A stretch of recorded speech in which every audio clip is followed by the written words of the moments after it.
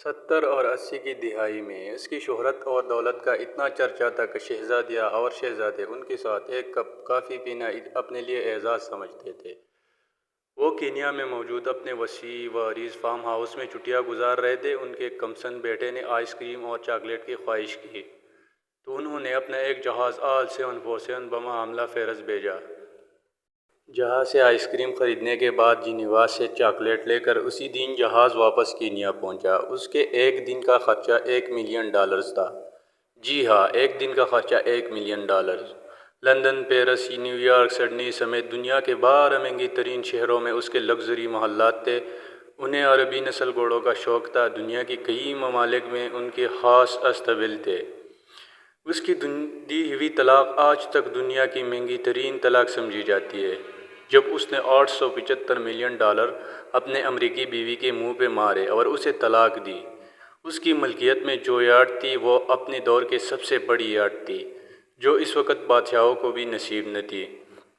اس یاٹ میں 4 ہیلی کاپٹر ہر وقت تیار رہتے، جبکہ 610 افراد پر مشتمل خدام اور عملہ تھا۔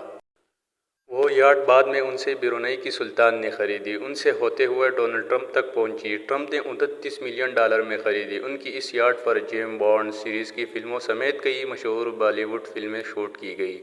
اپنی 50ویں سالگرہ پر اس نے اسپین کے ساحل پر دنیا کی مہنگے ترین پارٹی دی، جس میں دنیا کے 400 معروف شخصیات نے 5 دن تک خوب مستی کی۔ امریکی صدر رچرڈ نکسن کی بیٹی کی ایک مسکراہٹ پر 60,000 پاؤنڈ مالیت کا طلائی بار قربان کر دیا۔ اسلحے کا بہت بڑا سوداگر تھا۔ ملکوں کے درمیان وہ اسلحے کے ڈیل اور معاہدے کراتا تھا۔ سعودی عرب اور برطانیہ کے درمیان اس نے $20 ارب کی معاہدے کرائے۔ شراب اور شباب اس کی کمزوری تھی۔ 4 جائز اور 8 ناجائز بیگمات اس کے عقد میں تھیں۔ یتیموں پر دست شفقت رکھنا، بیواؤں کا خیال، مسکینوں کی مدد، سیلاب اور زلزلوں میں انسانی ہمدردی کے تحت فلاحی کام، ان سب سے اس کی سخت الرجی تھی۔ اس کا یہ جملہ مشہور تھا کہ آدم علیہ السلام نے اپنی اولاد کی کفالت کی ذمہ داری مجھے نہیں سونپی۔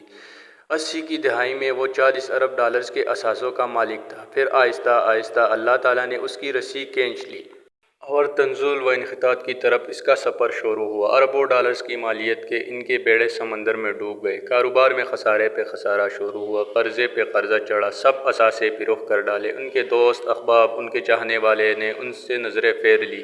یہ ایک لمبی مدت گمنامی کی پاتال میں چلا گیا، کسی کو خبر نہ تھی کہ کہاں ہے۔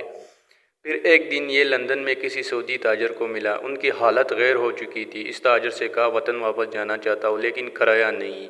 اس سعودی تاجر نے اکنامی کلاس کا ٹکٹ خرید کر اسے دیا اور یہ جملہ کہا، اے عدنان، اللہ تعالیٰ نے مال غریبوں پر خرچ کرنے اور صدقہ کا حکم دیا۔ یہ ٹکٹ بھی صدقہ ہے اپنے دور کا۔ یہ کروڑ پتی شخص صدقے کے ٹکٹ پہ عام مسافروں کے ساتھ جہاز میں بیٹھ کر جدہ پہنچ گیا۔ اس ارب پتی تاجر کا نام عدنان خاشقجی تھا۔ یہ عرب نژاد ترکی تھا۔ اس کی پیدائش مکہ مکرمہ میں ہوئی تھی۔ اس کے والد شاہی طبیب تھے۔ یہ شخص ترکی میں قتل ہوئے۔ صحافی جمال خاشقجی کا چاچا تھا۔ 2017 میں اس کا انتقال 82 سال کی عمر میں ہوا۔ یاد رکھیں، آپ جتنے بھی طاقتور ہیں، آپ جتنے بھی ثروت مند ہیں، اللہ تعالیٰ کے آگے بہت کمزور ہے۔ اپنی دولت اور طاقت کو کبھی بغاوت کے لیے استعمال نہ کرنا، اللہ تعالیٰ کی پکڑ بڑی سخت ہے۔